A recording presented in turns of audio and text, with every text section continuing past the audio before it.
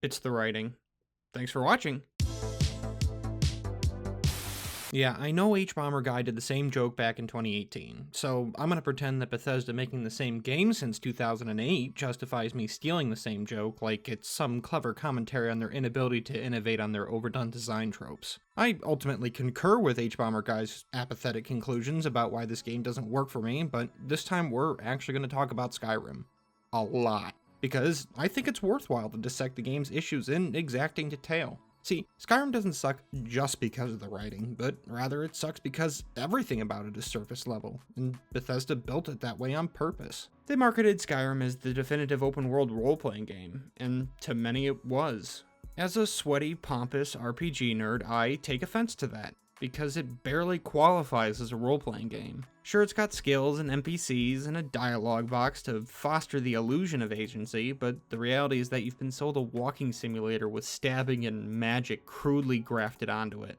That sounded harsh, and it was, but I promise I'm not here just to belt out a gratuitous screed of groundless gamer rage at you, because I love open world games. Especially ones that let you make your own character and lose yourself in deep, complex, and fantastical worlds. I love questing, exploring, and dungeon raiding. I love difficult choices and compelling characters and weird Byzantine lore.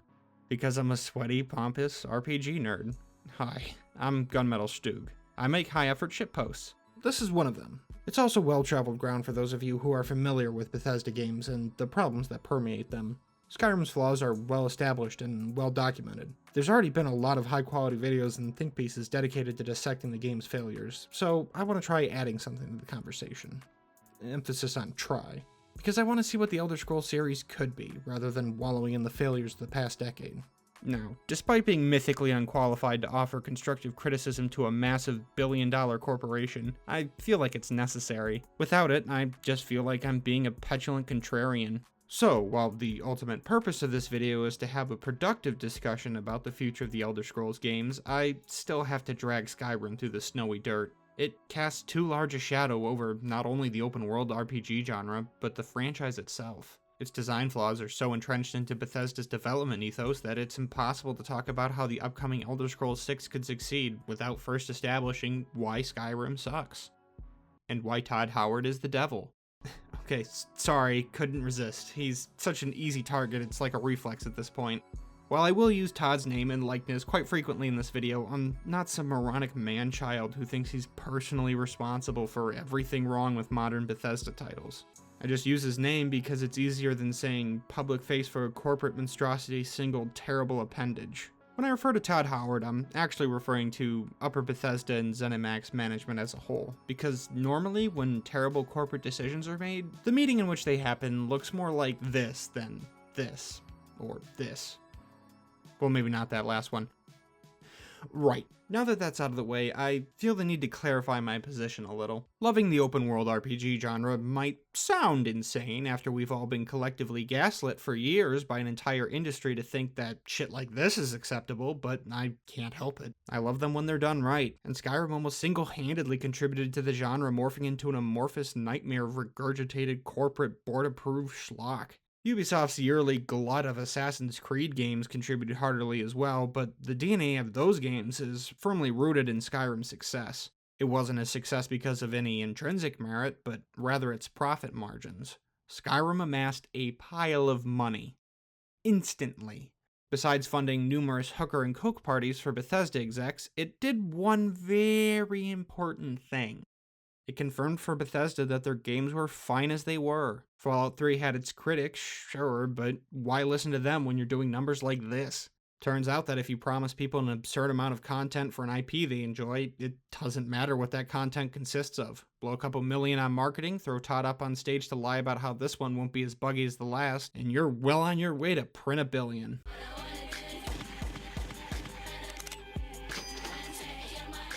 Even though the internet lambasted Fallout 76 and swiftly turned on Fallout 4's drivel-tastic excuse for a story, I'm genuinely confused as to why anyone expected anything better when people keep buying this shit. But the reason I'm picking on Skyrim in particular is because other people have torn the Fallout games apart more thoroughly, and I believe that Skyrim is where Bethesda's worst habits calcified into a giant pile of rock-hard awful. Allow me to explain. Skyrim utterly fails as an open-world RPG because everything about it is broken. And that's not just a dig at the game's now legendarily terrible performance and innumerable bugs. The otherwise visually engaging continent is nonsensically designed. The leveling barely matters. There are no characters to care about. The Last Dragonborn has no stake or agency in its mindlessly linear narrative, despite being its nominal centerpiece. Even if Skyrim wasn't explicitly designed as an RPG, but rather as a casual hack-and-slash explore 'em up, the combat is so atrocious it feels like an afterthought. Because it was.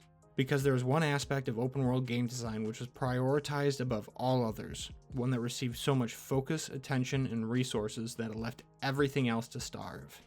The map. The oft-memed, "see that mountain, you can climb it" marketing speak blather blurb was not a promise, but a threat. Skyrim's touted scope was revealed to be a dragon jealously guarding its pile of development resources and manpower. Whenever I criticize Skyrim, this is what I find myself coming back to. The Ouroboros of Suck. Nothing in Skyrim works. Nothing in Skyrim works because of the focus placed on the map. The map itself doesn't work because of the lack of effort everywhere else leaves the map devoid of worthwhile content. The lack of worthwhile content means the focus placed on the map was wasted, so nothing works. On and on for infinity. I'm not going to dig through the background details of the game's development, interviews, etc. to dissect if this is exactly the case. I'm only going off what's presented to me in the game, and by that metric, the evidence is overwhelming. Bethesda filled its admittedly impressive map with a glut of boring, superficial content to justify its insane size. By doing so, they fundamentally misunderstood what makes the genre and subject matter so beloved. Nothing in Skyrim works because it is a cold, corporate tech demo built around easily marketable innovations. And it was built that way so that your brain can lie to you and say that those hours you spent approaching your inevitable death weren't wasted poking around Todd Howard's winter wonderland. This elaborate deception is carefully crafted so that you'll buy more DLC and maybe the remaster and maybe the next Fallout. More slop, please, Mr. Howard. My trough is empty. However, before we can look at how the Elder Scrolls franchise might move forward, before we can examine Skyrim critically, we first have to talk about game design, specifically open world game design. So, broad, big picture snobby stuff, then nitty gritty whining, then unqualified advice. Let's go. Open world role-playing games are, by their nature, ambitious projects. They are broad, sprawling adventures, but they demand significant resources and technical competence to pull off convincingly. More than most other video game genres, open world RPGs need to be smart about how their systems interact, because that's the key to their expansive, enthralling majesty. To arbitrarily oversimplify a number of complex, interwoven game design principles, open-world RPGs generally have 4 core design pillars: writing, exploration, combat, and art direction. Of course, you can break these down further, but these are just broad terms for generalized concepts. Different open-world games emphasize these pillars to varying degrees, but ideally speaking, these 4 aspects are intertwined. They work together in harmony in order to present an experience that can't be replicated in any other medium. A freely explorable world to adventure and immerse yourself within. Sometimes different aspects receive more focus than others due to time or budgetary constraints, and sometimes developers make carefully considered artistic choices on what to prioritize. Every pillar is important for different reasons, and not every player responds to each pillar in the exact same way. For instance, some people love to dissect the lore of Dark Souls. They dig through the weapon descriptions, the characters, and environmental clues to piece together its cryptic narrative. Others are dodge roll goblins that streak through the game to dab on gods and flex their elite gamer skills. These are both valid ways to enjoy the game. As for Skyrim, there is very little effort to engage the player beyond a Nordic-themed map and vague destinations on the horizon. Like a show headed by Stephen Moffat or a Bad Robot production, you're not being sold an experience, but rather the expectation of one. As I mentioned earlier, it was frequently stressed by developers that you could go anywhere, do anything. People imagined themselves exploring Skyrim, splunking every cavern, plundering every ruin, and climbing every peak. They got their wish. Kind of. This breadth of exploration came with the tiny inconvenience of having nothing interesting to do once they'd arrived. None of the 4 pillars were considered beyond how they could be welded onto the map as cheaply and efficiently as possible. Combat is pathetically simple, because if it was intricate or challenging or both, a significant pool of potential players would be turned off. In a similar vein, none of the stories in Skyrim are very complex, because if they made you think, it'd break the spell. It'd be like if contestants on The Bachelorette started discussing metaphysical ethics or dialectical materialism. It'd be so jarring that 95% of the core audience would just turn the show off. The game is so thoroughly dull and uninteresting, it created a phenomenon I'll call anti-immersion. By resisting any attempt to engage the player, it paradoxically keeps them playing. The mental effort required to play the game is so low it makes the thought of playing or doing anything else tiresome to consider. This is the crux of the issue for me. RPGs, at least RPGs in the traditional sense, are a fantastic genre to construct interesting stories and experiences that literally cannot exist in other artistic mediums. Their interactivity and reactivity are utterly unique when done well. So what does a good open world RPG look like, you might ask? Well, have you heard of this underrated gem? Jokes aside, Witcher 3 remains a really good game. It's also a very flawed game, and it doesn't map cleanly to what the Elder Scrolls offers, but the point stands. It's also the broadest, most easily recognized quality title in the genre. I think The Witcher 3 got a massive pass on release, however, due to how well it managed to present all four of the aforementioned pillars of open world game design, and present them well, consistently. When it released, The Witcher 3 was a massive jolt to fans of open world RPGs like myself. Much like how Mr. Plinkett remarks that hearing Jar Jar exclaim, "We's a going home," reminded him that he was a human being that was alive, the level of craft displayed in Witcher 3 felt like the return of fucking Christ himself. The game is far from perfect, but by treating all these pillars as important parts of the experience and taking care to ensure that they were well integrated with each other, the game became a massive, genre-defining success that hasn't been matched since. Definitely nothing since then. Nada. Zip. Despite its flaws, Witcher 3 is the best open-world fantasy game to come out, and there's nothing you could say.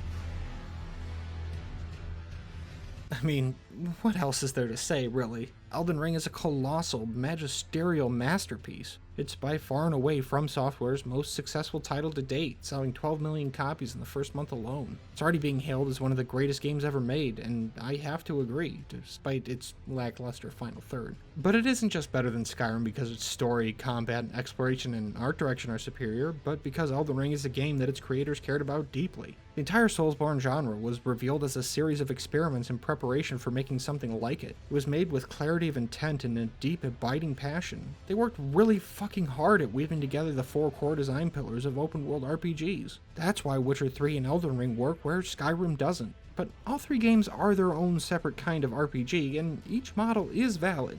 Although they're very different games and different subgenres of the broader fantasy landscape, they are, at their core, the same genre of game, so I think it's fair to compare them. Witcher 3 raised the bar for fantasy RPGs. Elden Ring exploded it.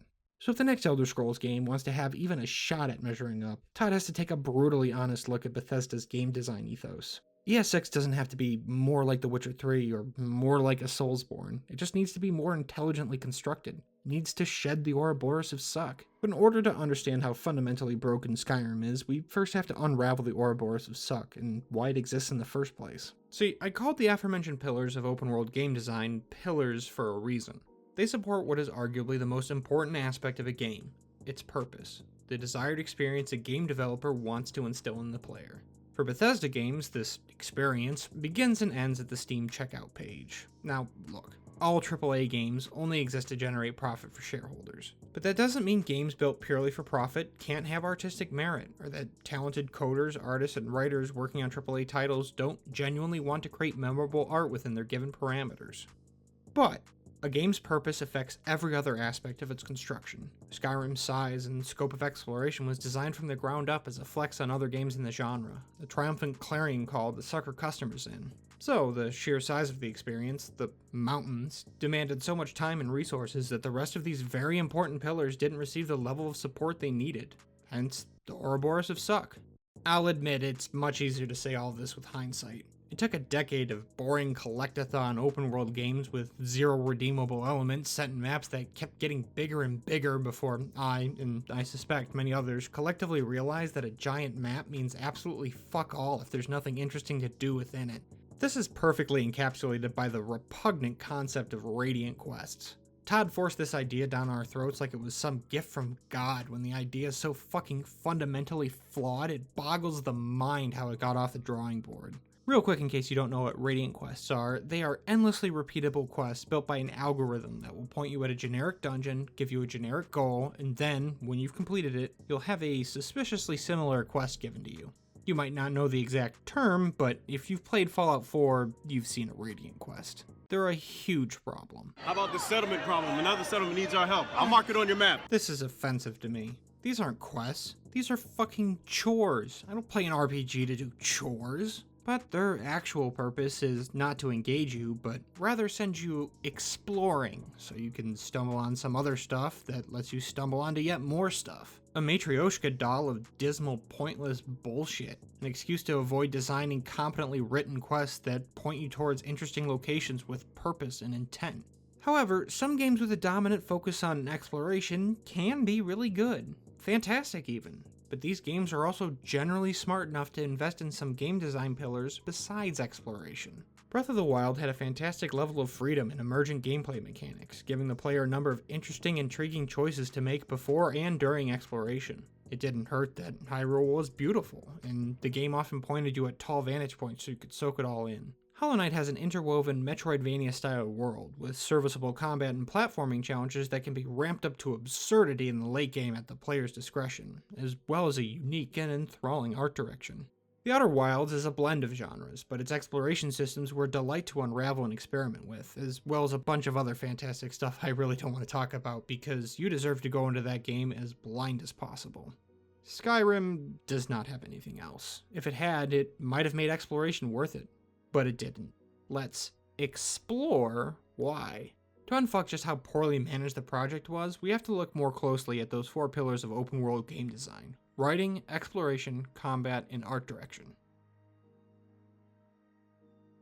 You might think, after all the hate I'm about to dump on Skyrim, that I think Todd Howard personally poisoned the water supply, burned our crops, and delivered a plague into our houses. That I have a deep personal grudge against this game and the Elder Scrolls series in general. That this entire video is nothing more than an angry, impotent graffitioso screaming into the vast, uncaring void about how much of a contrarian he is.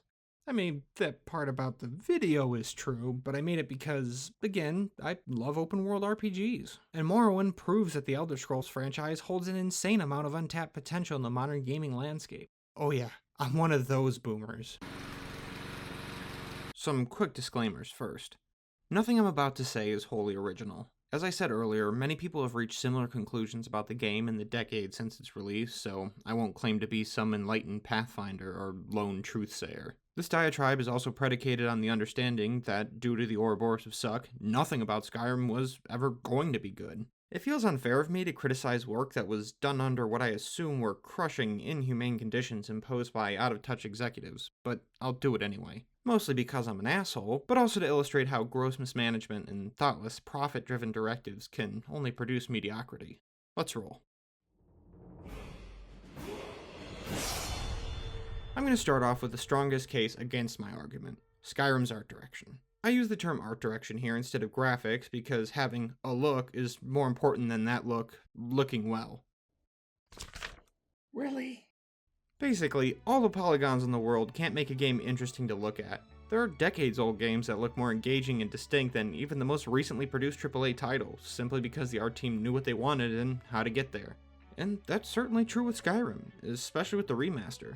Despite being constrained by its northern setting, Skyrim's environments are striking and evocative. Mountaintops, forested valleys, rivers, caves, and tombs are confidently woven together and are infused with a primal, rustic vibe that suits its story about the return of primeval beings. Everything looks weathered and cold, which is contrasted nicely by the homes and residences of Skyrim's inhabitants, which are warm and inviting. What's more is that, for the time, this was a technical marvel. Bethesda's notorious bugs exist for a reason. The scale of their games is legitimately ambitious, and making it one cohesive experience was no easy feat. However, while everything in Skyrim looks good, the novelty evaporates quickly. The first Draugr tomb is a creepy delight, but by the time you've plundered 20, you wish that the Nords had fucking burned all their dead and saved you the trouble. Environments inevitably begin blending together until you're forced to nitpick terrain details and other graphical minutiae just so you can entertain yourself.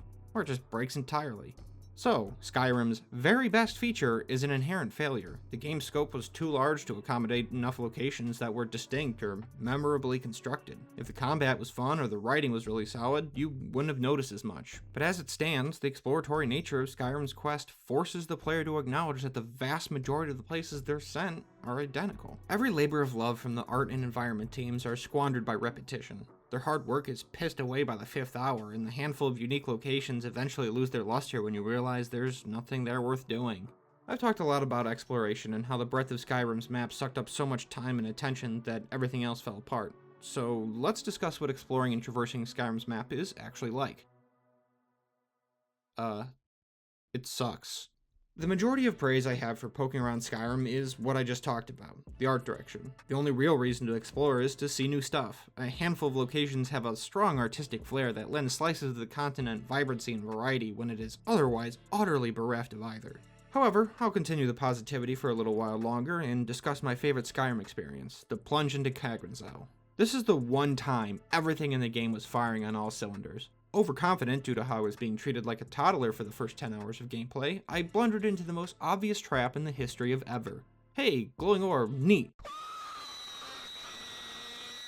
I was stuck at what felt like the bottom of the world, and I could hear the growls of Falmer in the distance. There was no way to fast travel out of my newfound predicament either. Sure, I could have saved scum to avoid falling into the obvious trap, but the point is that I didn't want to. I was hooked. Crawling my way out of Kagranzal was the best content Skyrim had to offer. It barely lasted 10 minutes, there was nothing there besides a few Falmer camps and some mediocre loot, but it felt like a genuine adventure. The only time in the game I was actually experiencing what the fuck the genre is built to emulate.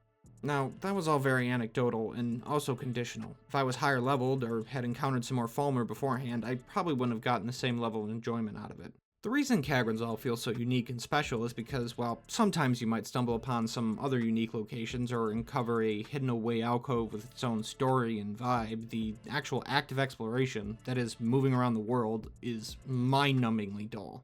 The trap that sends you plummeting into the depths of the East March is the most exciting traversal ever gets, because it wasn't just fucking walking. In Skyrim, you can only explore by holding down W. If you want to get to the quest marker faster, you sprint, or you get a mount. But these aren't real choices because there's no meaningful difference between them. One of them isn't more interesting or engaging than the others, your overall route doesn't change, and none of them require any input from the player other than the occasional course correction. It's all walking, all the time. And by walking, I mean gliding. Now, I hate talking about how games feel because it's such a subjective concept, but I want you to tell me that the movement in Skyrim feels good. Go ahead. Do it. Unless you're a die-hard contrarian, you can't.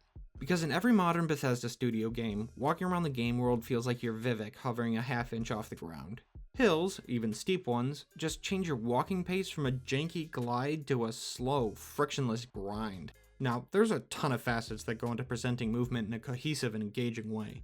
Animation. Does moving look good? Does your character look like they're reacting appropriately to changes in the terrain? What about sound? Do they sound like a part of the environment they're traversing? Does their equipment rattle against their armor?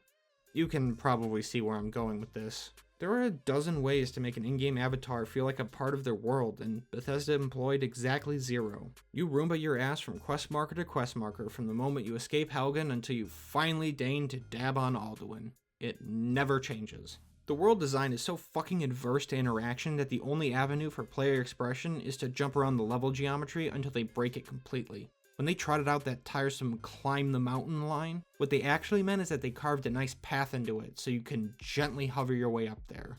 Way to go, sport.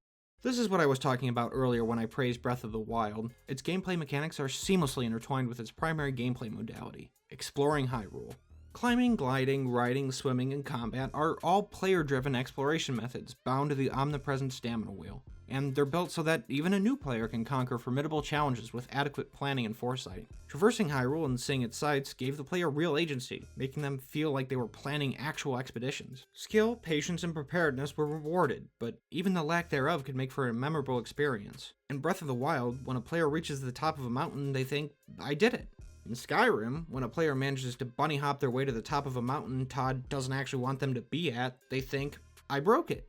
It might be unfair of me to compare Breath of the Wild's mechanics to Skyrim's, but fuck man, Morrowind had better ways to facilitate actual player-driven exploration. Hell, Thief feels better to play, and in gaming time, Thief is practically antediluvian compared to Skyrim. This is why I keep coming back to the Ouroboros of Suck. To Todd, it was more important to have stuff rather than let the stuff be any good or fun to find.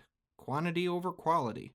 Even the morsels of well-made content are impossible to fully enjoy because they're laid out in a way that's so coldly calculated, it feels as organic as Oblivion's facial animations. Everything is paced out in a way to constantly distract and divert the player's attention away from the quest at hand, with mathematical, immersion-shattering precision.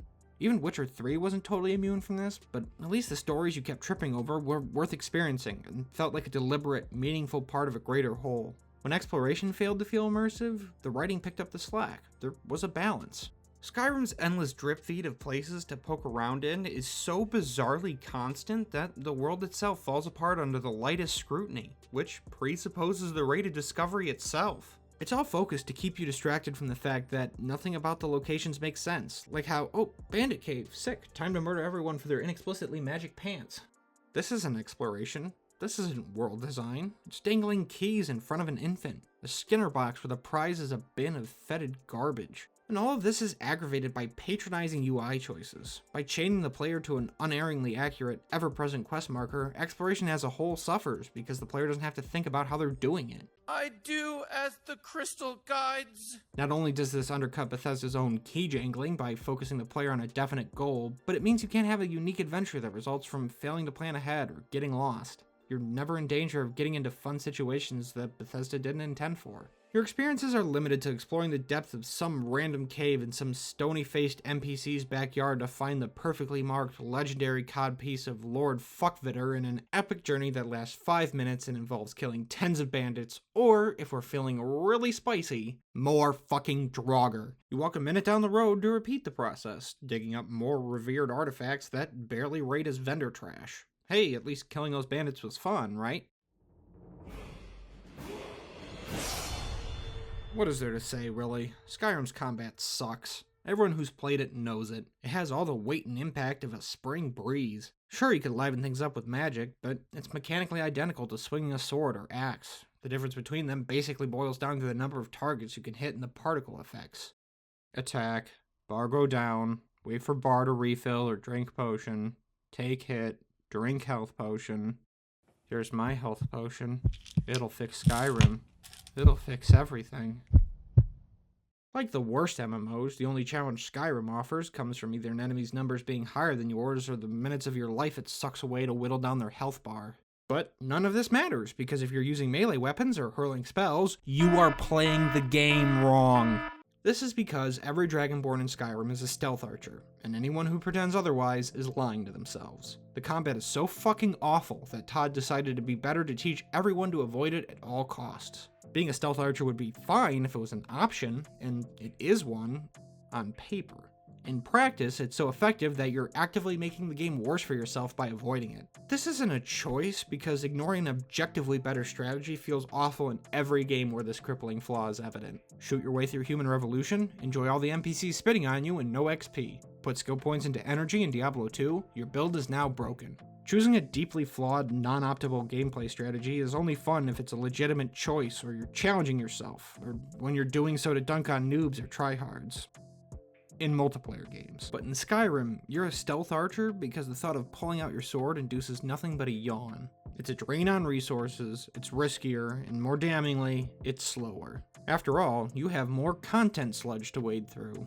Given the most generous interpretation, melee and magic are fallback options after you've lost stealth, or when a random dragon encounter is forced on you. Thanks for all this equipment and crafting systems and spells and skills and perks that mean nothing because they're fallbacks at best and an obtuse method of self-flagellation at the worst. What's that? Combat has to be this way because of level scaling? That's worse. You do get how that's worse, right? Let's break it down.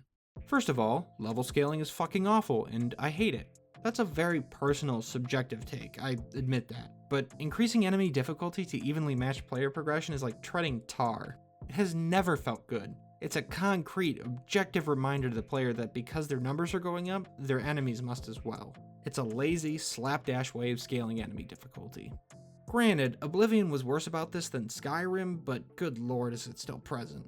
Not only is your immersion shattered once you notice you're only getting marginally stronger, but you also realize that you have to maintain the grind, otherwise you might fall behind and be forced to sit still while some bozo whacks you with the sword so you can dig through the god-awful UI and eat 30 wheels of cheese. Because that's what difficult encounters look like. Fuck designing a combat system with the barest hint of heft or skill, am I right? Hey, but this way the player always feels like they're being meaningfully challenged. I feel meaningfully challenged whenever I hop on a treadmill, but that doesn't make it an accomplishment. Maybe I'm the odd one out here, but always being appropriately leveled and equipped doesn't feel like the game meeting me on fair terms. It feels like I'm being forced to wear water wings in a game about adventure. There's no character progression here, no escalation of tension or stakes. The only arc of improvement you get is if you break the level scaling over your knee by doing so much pointless bullshit that you can bitch slap a world-ending threat in a cabal of ancient vampires like they're bylines on a to-do list. Which they are. Turns out, defeating apocalyptic threats isn't an issue. You just gotta genocide a nation's worth of filthy, endlessly respawning hobos in mythic armor as they squat in their decrepit fuck caves with 2 bottles of wine and a chest that contains 3 soul gems, 200 gold, and a lockpick. Whew, masterful. Timeless. But gun, this combat system lets a player go wherever they want and do whatever they like. Have you been listening? By refusing to give Skyrim any sort of structure beyond a precisely defined grid that's regularly studded with shiny objects, all the player freedom in the world means shit for dick when they're not met halfway.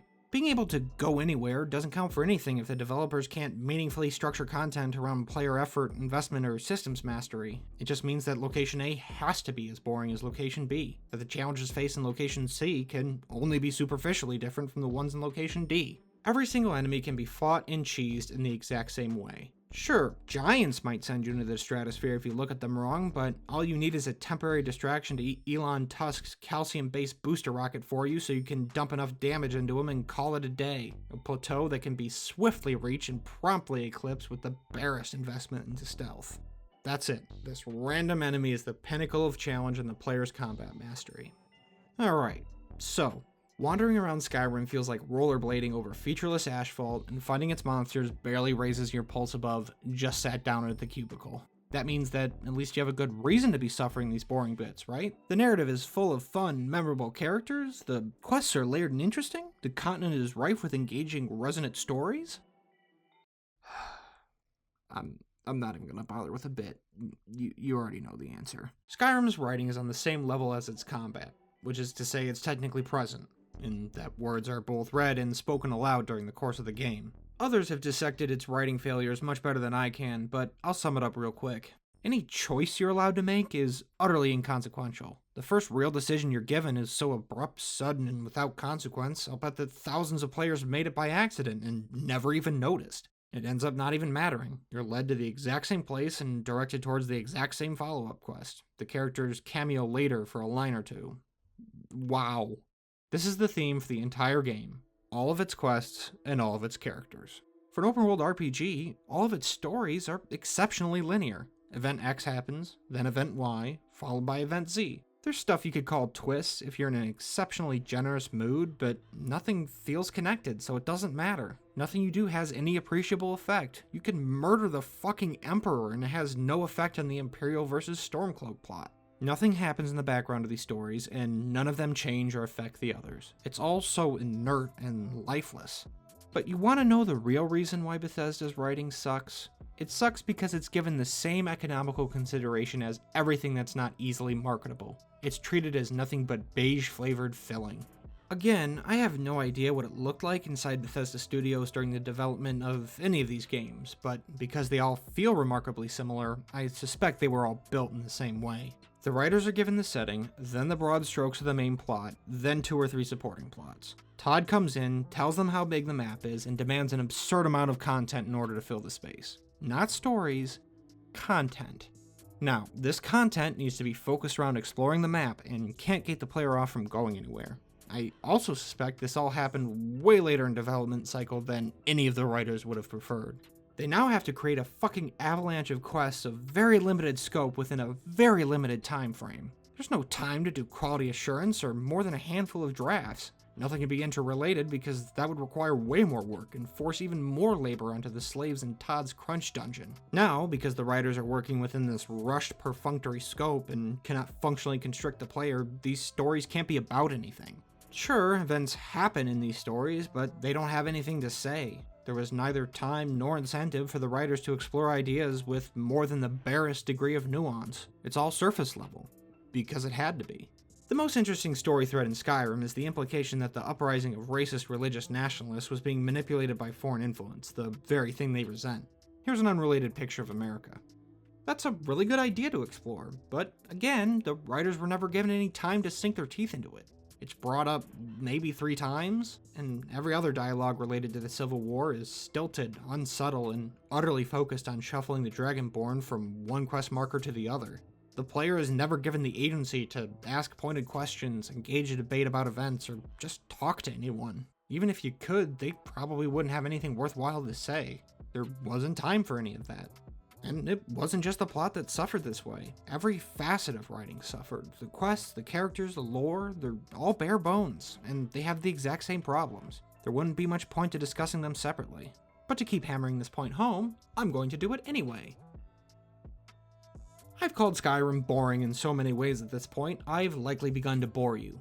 That's what a writer would probably call irony. As to what a writer would call the quests in Skyrim, I'm not sure. You'd have to ask a real one. The closest approximation I can make is threadbare. The actual writers of Skyrim's quests, however, would likely use a more corporate-friendly word, something like streamlined or efficient. There's no purpose to the quests other than getting you to wander around the map, fight things, and occasionally loot them. None of them attempt to engross you in the world of Skyrim or present it as a real place where people live. The overwhelming majority of them are fetch quests. The ones that try and have a plot, make a point, or reveal something about the world are usually composed of linear fetch quests, or every character involved acts like a brain-dead moron, or the events that happen don't follow any sort of logical progression, or some combination thereof. You can't roleplay within this ruthlessly linear framework. The entire appeal of RPGs is making choices in how your character interacts with the world and how they affect it, but the only room for player expression in Skyrim's quests is when you do them. I'd walk you through one to better illustrate my point, but I'd just be wasting your time. You could point to virtually any quest in the game. It'd be like trying to find hay in a haystack. Again, this is all because quests are primarily designed to fill gameplay hours and lead you around the map rather than tell actual stories. As quests are the primary method of building an open-world RPG narrative, this undercuts the entire game. If any of the quests were thoughtful, suspenseful, layered, or even just occasionally interconnected, then the world would be worth exploring, because it's the place all this interesting plot is happening. You'd be engrossed in its fate, even if other aspects of the writing failed. But nothing is more important for ensnaring players in a good RPG than quality character writing. I would argue that it's the most important part in any narrative, no matter the medium, because if a story lacks characters you can root for, or empathize with, or enjoy experiencing, nothing else about the story works. It all comes tumbling down. If you don't care about any of the characters in the story, you can't get invested. The pathos falls flat, you don't care about the plot, and any interesting technical aspect of a story's production, say stellar cinematography, impressive effects, etc., they're wasted, pissed away into the wind. So what about Skyrim's characters? Its major players, its companions? Oof. There are no real characters to speak of. Everyone's just an aloof asshole. I can guarantee no one fondly remembers Farengar's secret fire, or his inept buttfuck boss who is the gaming equivalent of this tired meme. The only characters anyone remembers are memorable because they're annoying. Nazim for obvious reasons, and Lydia too, because she's inevitably the player's first companion. She says the exact same line in a dry, bored voice every time you ask her to be your pack mule. I am sworn to carry your burdens. Fantastic meme fuel, but not anything with substance. You could marry her and this line doesn't change. There's never any character arcs or personal quests. This is basic fucking stuff. But nope, nada. Zip. There's something Seamus Young said about Skyrim that I feel really applies here. The NPC's only personality trait is their tone of voice, and they don't seem to have any life outside of explaining things to you. What's really funny about that line is that he actually said it about Fallout 3, but it applies to Skyrim too. It applies to Oblivion and most of Fallout 4. But you want to know why every character in Skyrim is a bland, featureless robot? It's because every voice actor did their lines alphabetically. That's right, every line in the game was done in the order of which letter began the sentence. I can't even imagine how fucking frustrating it would be to perform under such conditions, but this choice was made simply because it was the most economical. TODD wants content sludge for the trough, so better get it done. Now, to be fair, I can only concretely establish that the alphabetic line reads were done for Oblivion, but you've played Skyrim. Did you notice the difference? I couldn't. It feels petty and toxic to speculate like this, but if I can't even tell the difference, what the fuck was the point? Look, Bethesda's voice acting has been memed to death. The horse has been beaten to death and then further processed into a thin gruel. Not even armor could save it. However, I feel like everyone missed the core issue here, the Ouroboros of Suck. If more time, effort, and resources had been dedicated to building a roster of interesting characters, there'd be more voice actors. Even if they hadn't hired a single extra actor, maybe the ones they'd already onboarded would have had room and incentive to put in a quality performance or execute an actual character arc. If there were characters worth experiencing, then Skyrim would be a much livelier place. You could enjoy exploring with your favorite companion, learn more about them as they live and grow as people. You might even care more about the grander story if they were invested in it themselves, if they expressed any emotion beyond dull surprise or a canned, repetitive battle cry. See, every character in Skyrim has a sharply delineated role in the game that only relates to how they interact with the player. They are either a follower, a shopkeeper, a quest dispenser, a lore dispenser, a wanderer, or an enemy. These are not characters, they're MMO NPCs. I'll give Bethesda some credit here in that they really tried to course correct here in Fallout 4. The companions sorta have personalities and character arcs. They even try to emote about events in the story. It was just the execution that was utterly lacking, as well as the greater story at hand, which was so brain-dead, nonsensical, and patronizing that it demeaned everything else in the game. Hey, I remembered some of their names at least. That's progress. As for the actual story itself, well, everything I said about Skyrim Civil War applies to the central quest too. But other RPGs with tremendously dull main stories can have interesting side quests or spectacular presentation that fleshes out the world. Sometimes that's enough to anchor you in the game, simply by providing context to the world and the characters that inhabit it. The problem with Skyrim is that the main quest is really just the main quest because the quest log says so. It received the same amount of care and attention as the other major quest lines, which is to say, barely any at all. The only thing different about it is the number of unique assets dedicated to this linear yet meandering and uninspired tale that has zero visible consequences.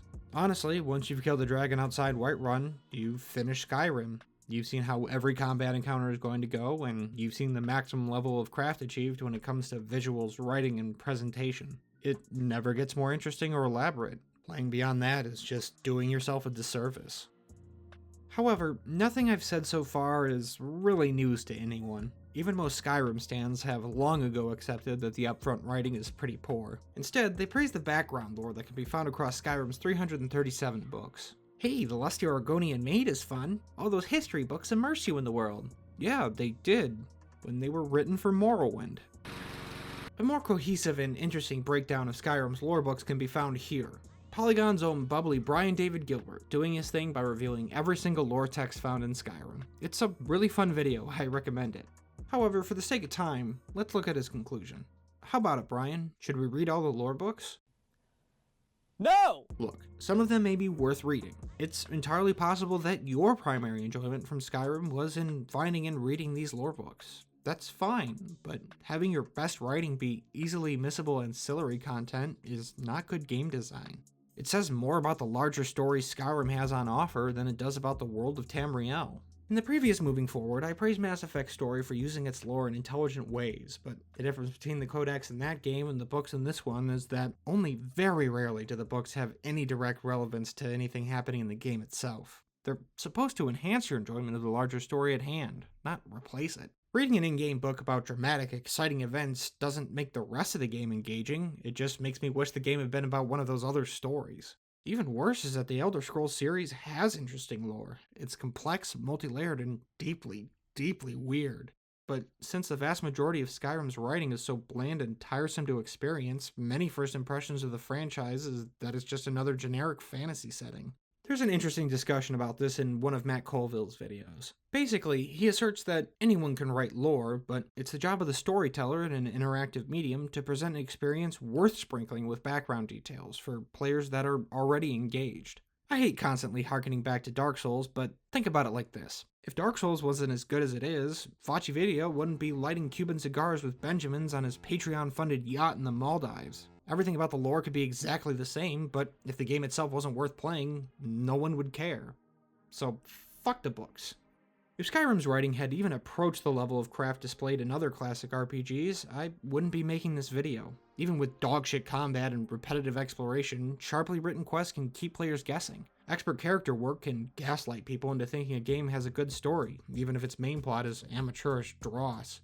Conversely, a well-paced plot with interesting ideas or a neat premise can sink its hooks into the player's brain, filling the gaps for lackluster characters or simplistic presentation.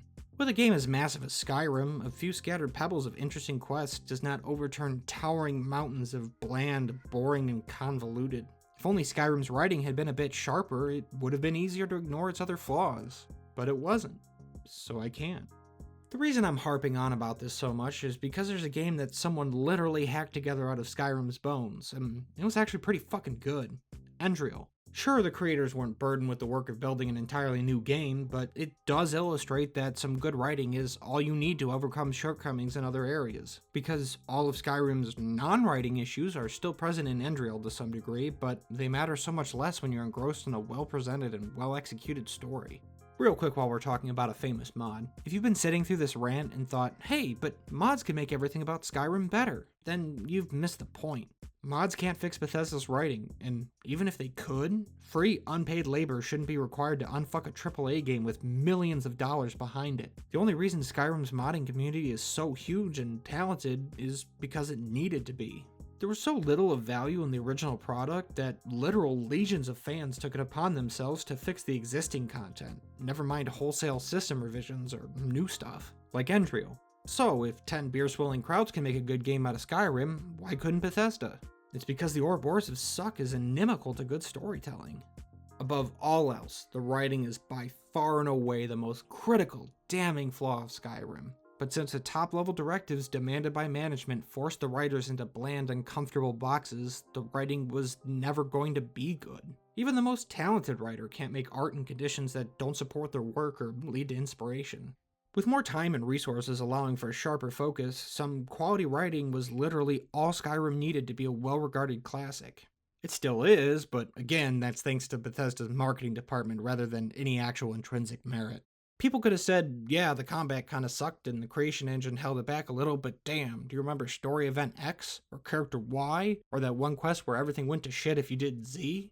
Instead, we're left with the imagined dragons of video games. But you don't have to imagine them. They're right there.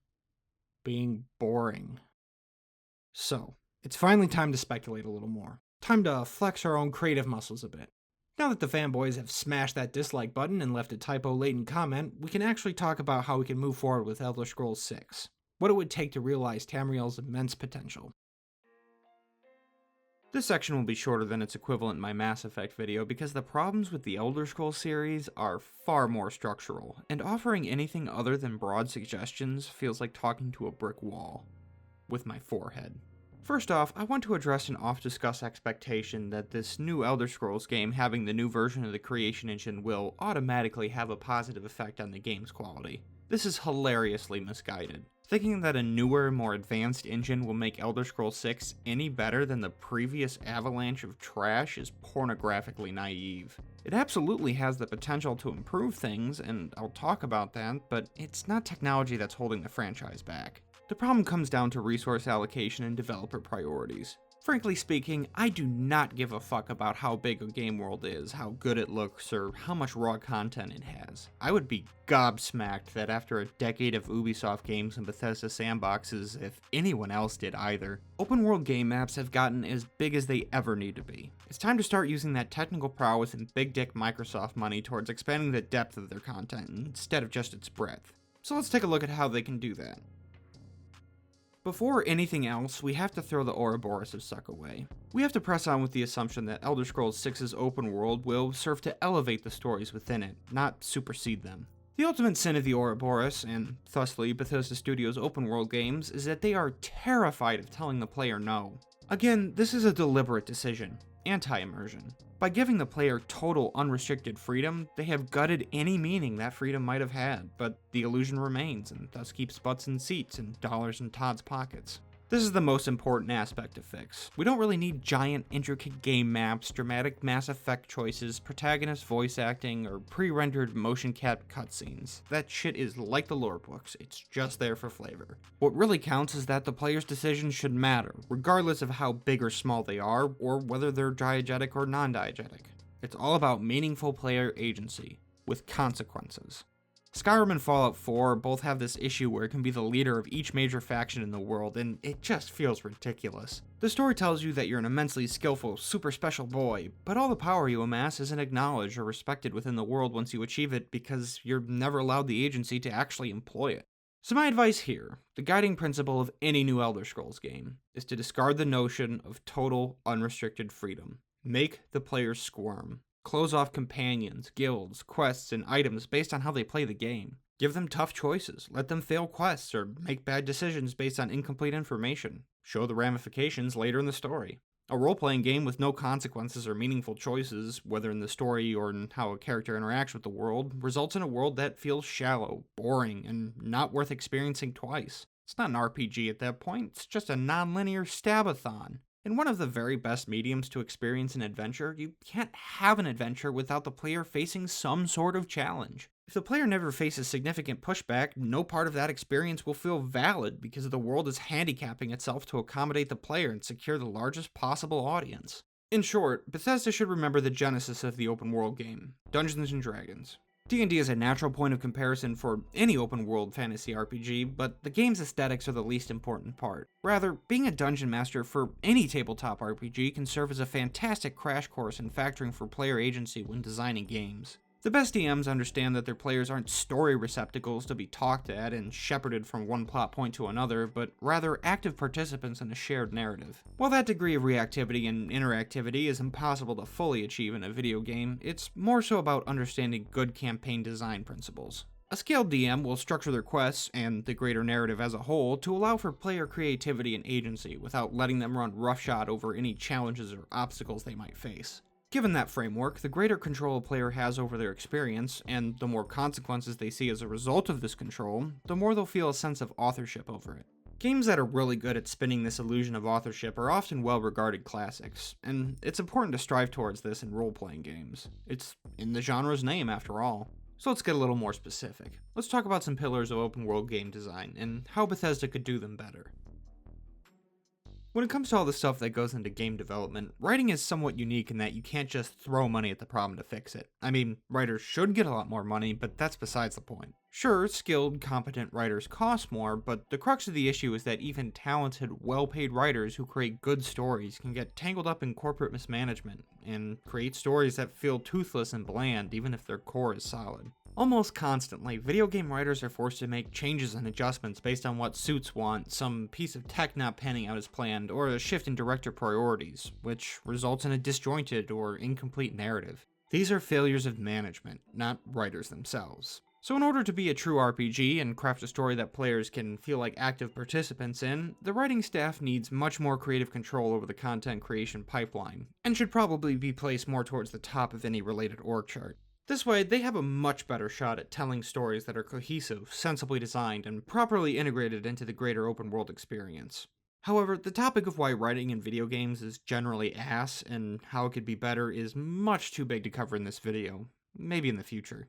In any case, I admit that writing open-world stories isn't easy. Even The Witcher 3 struggled with it. You have to make sure that the main plot feels appropriately dire, but not too dire so the player feels like they have room to do side quests, which themselves can't be too distracting, yet also might break immersion if every single quest has a direct connection to the main plot. You also have to keep track of countless NPCs and companions and character motivations and account for the player's wandering, etc. It's kind of a nightmare, honestly. But as for how to address these issues and what the story of Elder Scrolls 6 could be about, I really have no idea. I don't have enough moon sugar pumping through my veins to take a dive into the lore and surface with a potential plot. If I had to pitch plot ideas, I think the most interesting core directive would be the player character not being the subject of a Chosen One prophecy. Now, I understand that's kind of the series' whole vibe, and that they often play with the interpretation of said prophecies. However, I still think it would be vastly more interesting to play as someone who has to live with the fallout of such a person, or perhaps engage in events that are less grand than a world-shaking prophecy, but still supremely significant. Say, open warfare between the Empire and the Thalmor again, the Empire undergoing something like the Crisis of the 3rd Century, or a cataclysmic magical disaster that creates a political paradigm shift across Tamriel. Maybe the Dwemer return somehow, I really don't care. I should note that I still want the player character to become powerful and play a huge role in these events. It wouldn't be an Elder Scrolls game if you couldn't. However, the Chosen One shtick has worn really thin for me, and I'd like to see something new. Maybe the PC is some fucked up homunculus experiment person that starts the game as a prisoner servant of their insane creator. Boom, narrative reason to start as a prisoner with a limited skill set yet potential for explosive growth, and a nice setting for the inciting incident to happen. Or maybe they receive some kind of curse that makes them powerful, or they have some sort of relationship to the magical catastrophe devastating the land. Just do it better, the idea isn't terrible. Speaking of whiffed execution, let's talk about character writing. As I said earlier, Bethesda really tried to make the companions in Fallout 4 reactive and engaging. They had likes and dislikes, loyalty quests, and occasionally had something to say about the greater story at hand. But their actual writing, the stuff that matters the most, felt like an afterthought, like a first draft that got rushed to print. I realize that's pretty subjective, so let me at least walk you through my thought process. Let's look at Kate. Kate is a rough-and-tumble cage fighter with an inexplicable Irish accent, cartoonishly tragic backstory, a drug addiction, and a bad attitude. However, she warms up to the player character as you adventure with her. She eventually reveals that she's heard of a vault that was jammed full of addicts, and it held an advanced device within it that could cure any addiction. A fantastic bit of world building that shows how descendants of the Great War have begun to mythologize the pre-war society's technological prowess. When you arrive at the vault, you are instead greeted with a silent tomb full of centuries-old corpses. The device was always a lie, a means to manipulate the residents with a promise of a miraculous, impossible cure.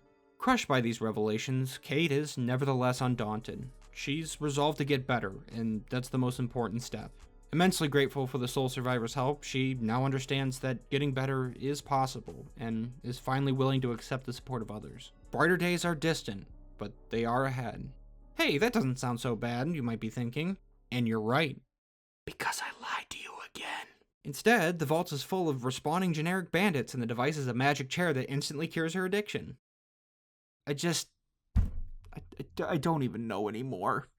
Can you see what I mean? These are first draft errors. Like, the blueprint is there, but the execution is stilted and lacking. I don't feel like Kate's quest exists because her story is an important part of the narrative that needed to be told, but rather that Todd saw Mass Effect's loyalty missions were popular, so he wanted them in his game too. Very cold and corporate, which is really the problem with Bethesda's writing as a whole. I hope a better understanding of the Ouroboros of Suck might help them prioritize their writers more and put them higher up in the design process. Give them more time for additional drafts, better QA, better integration with the other parts of the development team. The writing needs to be a higher priority, rather than just a vehicle for subpar gameplay. However, good gameplay can not only smooth over weaker writing moments, but can elevate the writing that does work, crafting a much stronger experience as a whole. It can also serve as its own unique aspect of writing as the primary vector for Ludo narrative. So, for the gameplay pillars, let's look at combat first. There are nested, interconnected issues with Elder Scrolls combat that require a bigger reevaluation of the gameplay as a whole, but I'm going to try and stay focused on the hacky-slashy casty-casty for now. Let's start off with the elephant in the room. First-person melee-based systems are notoriously hard to design and often feel terrible to experience. As Skyrim fans know, the most important skills in melee combat are your sense of space, parsing the distance between combatants, and tactile feedback from meeting said opponent. These are extremely difficult to convey when playing a first-person video game. The first thing I would suggest here is to fully restrict the Elder Scrolls 6 to the first-person perspective. It was always a unique selling point for the series, and no other series really attempts it. However, they still give you the option to switch to third person. This is pretty cool, until you realize that by including this feature, the combat was pulled in two different directions by necessity, and suffers because of it. In third person, you'll have a better idea of the space between yourself and your target, but the animations are now stiff, awkward, and have no impact. The camera angles kinda suck, and the terrible feeling of movement is amplified by how you can now see yourself gliding around with no resistance from the environment. In first person, the attack animations look and feel a little better, but now it's very difficult to judge distance. The way weapons are held clutter the screen and further restrict your situational awareness. Landing a blow gives little to no visual or audio feedback. Forcing first person lets Bethesda direct all of their focus into making a combat system that works for that perspective. Sure, this development tactic doesn't always result in a good combat system, but it'll help. Now, I can't build a new combat system from the ground up, but hell, Skyrim released 10 years ago, and games have changed a lot since then. Instead of trying to pull an entirely new system out of my ass, I think it'll be more valuable to look at what a couple of games have done since, and how they can work to improve combat in the next Elder Scrolls title. First off, I want to address something that I consider another common misconception, that making Elder Scrolls combat more like a Soulsborne game is a good idea. I've seen this in a lot of online speculation, and even mods expressly built to fulfill this purpose, but no. It comes from a well-intentioned place, but these games are diametric opposites of each other. Soulsborne games don't work just because they're in third person, or that their combat is really weighty and tactical, but rather how these aspects are reinforced by death and healing mechanics. Bonfires in Estus strongly emphasize how dangerous combat can be, and death is just as strong of a narrative device as it is a gameplay one. All of this would not translate cleanly to the Elder Scrolls, and would result in its combat feeling extremely disjointed from everything else. Soulsborne combat works for Soulsborne games for good reasons. Imitators fail more than they succeed because they don't understand the hows and whys of this. Instead, let's talk about a game very much in the tradition of Elder Scrolls, but strongly divorced from it in interesting ways. Kingdom Come: Deliverance. Its combat is really good, because it's central to the game's thesis as a grounded, historically minded open-world adventure. But you can't just port it wholesale into the Elder Scrolls because it's so grounded. The world of Nirn is firmly rooted in mythic fantasy. Kingdom Come: Deliverance's weight and vulnerability would come off as clunky, and would eventually become far too restrictive as the player character becomes more powerful. However, Kingdom Come still has valuable insights into the genre of first-person sword and boarding.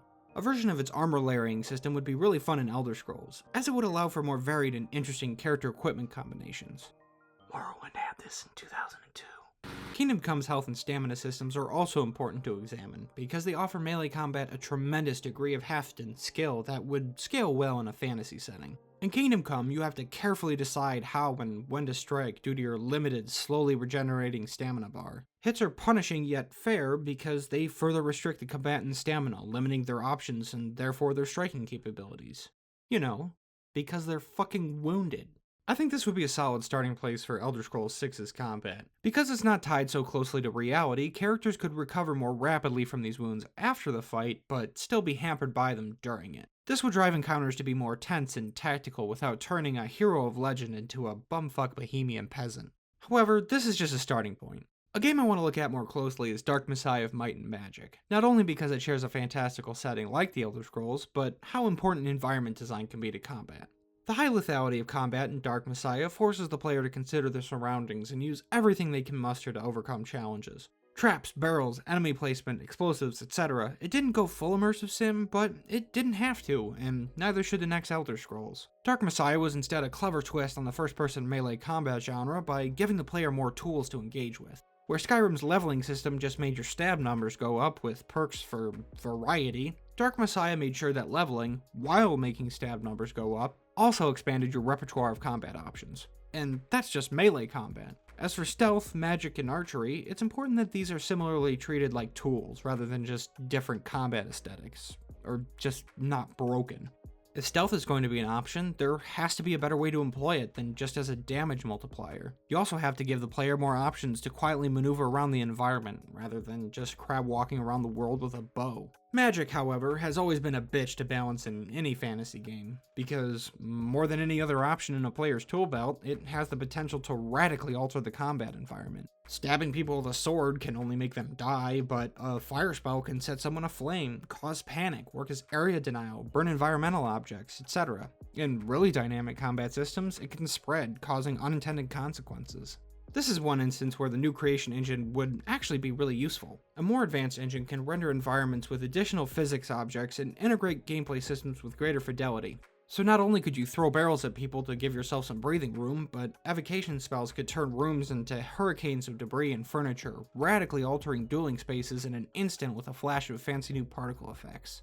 But magic, like the other tools, needs to be balanced against other skills. Dabbling in them should provide useful options, but focusing on them needs to be rewarded properly. As it stands, being a dedicated mage in Skyrim is fucking awful due to how slow casting is and how late the fire for effect spells become effective choices. Not to mention that less complex, less resource-intensive playstyles are far more readily available.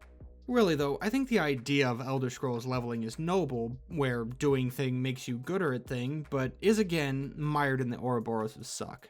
By refusing to show the player an ounce of resistance, Bethesda committed the same mistake BioWare did with Andromeda. Not only is there no reason to ever use different tactics because some are so effective, but they make it so that trying a new character is pointless because every character can be awesome at everything. And I don't exactly know how it could be improved. I think the best option is to front load the stuff that's good for basic utility and leave the crazy shit for players that fully dedicate themselves to a playstyle. In order to not totally gate off useful options, you could give players diegetic yet accessible methods to improve skills aside from just paying an NPC to instantly up your stats. For instance, maybe finding and reading progressively more advanced books about magic theory will make you a better caster. Maybe winning an argument with a character improves your speech. If you can pay NPCs for training, maybe the inevitable bow expert Bosmer will take you on a small hunting quest. While this is sorta how bobbleheads and skill magazines worked in Fallout, they're just pieces of loot that provide flat increases. They exist solely to incentivize exploration, and don't actually reward you for being good at the thing they improve.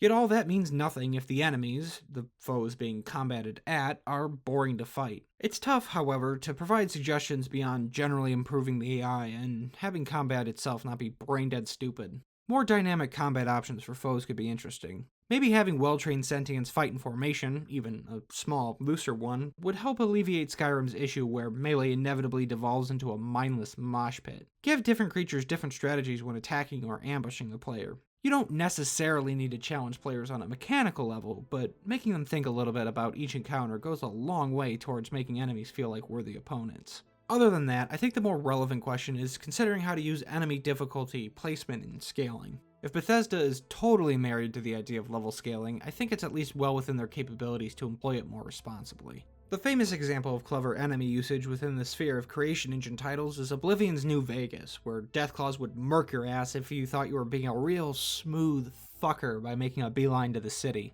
What made that work wasn't the part where you fucked around and found out, but rather that the NPCs fairly warn you of the dangers the world contains. Not only is this good world building, but it creates a sensible expectation of the threats the player will face without railroading them. By directing the player towards a more balanced path before letting them loose, Obsidian clearly defined the difference between early game enemies and late game ones.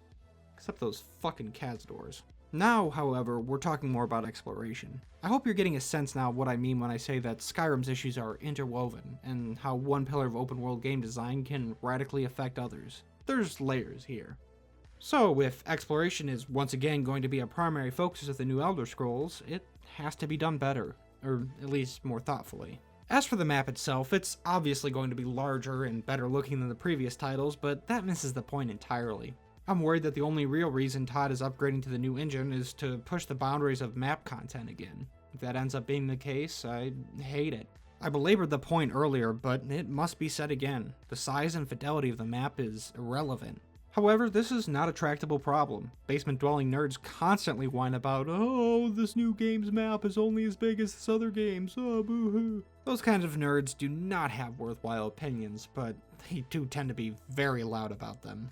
Instead, I believe it's more important to utilize this new engine's power in other areas of graphical direction and environment design, no matter which slice of the world we end up in. Dramatic new weather effects could shake up exploration with sheets of rain or rolling particle-dense sandstorms. Better dynamic lighting systems could swathe tombs, dungeons, and caves in realistic darkness that'll require a torch or magical light to explore, enhancing their tense, mythical atmosphere while also enhancing stealth gameplay. These are the kind of experiences that stick with the player. A large map is only impressive if exploring it is memorable. Speaking of which, I can't stress how important it is that Bethesda abandons their grid methodology for map design. Or at least, I hope they get better at hiding it. Locations that are more authentically integrated into their surroundings are more interesting to explore and tend to stick out in the player's mind. I'm not saying every single town, ruin, and cave needs to be a masterwork of world building that's filled with unique assets, just that the world should be created with a more thorough consideration for how people there would actually live and adapt to it. Because, as we established earlier, building the world around gameplay convenience and shiny objects between quest markers can make legitimate pieces of world building art blend together, rendering the effort pointless. By reducing the glut of content and shallow, radiant garbage, Bethesda will not only leave more space for the writers to make more layered, interwoven quests, but give the location these quests take place at more impact and memorability. This also ties into the actual mechanics of exploration, that is, the character movement and inventory systems. Because of how weightless and stilted traversal is, combined with the ironically cumbersome encumbrance system, exploring feels more like being a living garbage truck than an adventurer. I think a reevaluation of how the player collects, stores, and transports items is in order, as those mechanics help form the basis for how they choose to navigate the game world. Instead of this shit, reframe exploration as a series of expeditions. Again, this is something Breath of the Wild did really well. By cooking meals, waiting for the right time, and considering your angle of approach, getting somewhere wasn't just checking an item off a list or following a quest marker, but a legitimate achievement in and of itself. Besides just preparatory measures, giving the player less freedom in looting forces them to make more impactful, and therefore interesting, decisions when encountering treasure. This also ties into why better traversal mechanics are needed. As I said earlier, exploring Skyrim is really dull, because the only way for the player to forge their own path and explore beyond the very clearly defined trails is to just break the level geometry. Now, I don't know exactly how they can make moving around feel better, but they should definitely add more player-driven methods of exploration. Rope arrows, climbing, crawling, vaulting, levitation, big magical ups. Giving players the tools to let them feel like they're breaking the game provides a tremendous sense of authorship over their experience, while also rewarding clever thinking. That's really the crux of it. Give players more agency in determining why they explore, how they explore, and what they get out of it. And that goes for all of Elder Scrolls 6. Without building the game to accommodate a stronger sense of player authorship, it's just gonna be yet another version of Skyrim. There'd really be no point in making it. Besides hoovering up money from suckers, that is. Alright, so that was a lot of whining. A lot of non-specific advice that probably isn't enormously helpful. But I said it anyway because the potential is there. The Elder Scrolls 6 could really be something astounding. I feel like an abuse victim when I say that, because while games as a whole have come really far since Skyrim's debut, Bethesda has not utilized these advancements beyond sanding their games down to the simplest, most mass-market friendly experiences possible. I pick Skyrim apart, but I could have just as easily leveled the same criticisms against Fallout 4. Nothing's changed since 2011. They keep making the same mistakes and aren't advancing the medium like they could. It's important to remember that mass market appeal and quality game making are not mutually exclusive. The ideas, technology, resources, and talent are out there, but it's on Bethesda to make use of them and reevaluate their game design for the better. As I mentioned at the beginning, there's also no shortage of quality constructive criticism, unlike the agonizing hour-long slog you just sat through.